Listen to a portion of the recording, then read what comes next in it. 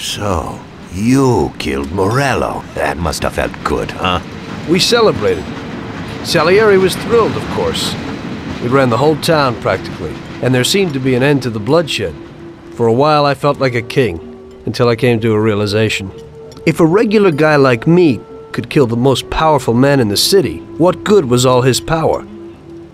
Hell, if he hadn't been so powerful, he'd probably still be alive. It seemed to me that no matter how strong someone was, there was always somebody stronger to take them out.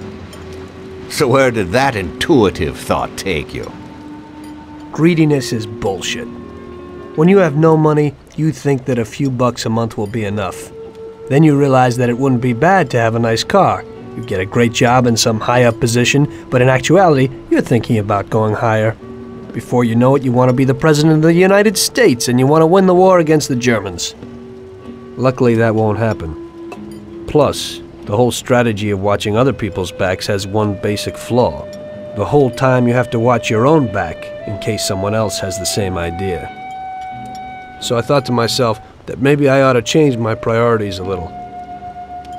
Great Bible story. Laugh it up. You know where it got me in the end. This. Who is it? It's from 1920. The old man is Don Pepone. The two younger ones are Salieri and Morello. This photo convinced me that this kind of life is poisonous. Morello and Salieri were friends, and they were both commanders of Pepone's regime. But in the 1920s, they got Don Pepone killed because of some deal. Strangely enough, Salieri still admires the guy now. Afterward, they divided up the city, and each ruled their own part of it.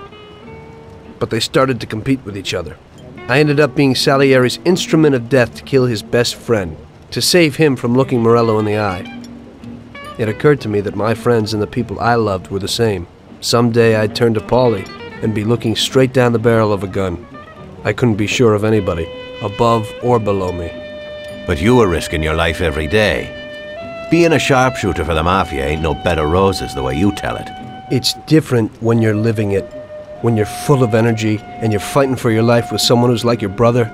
You're just two soldiers who know what needs to be done.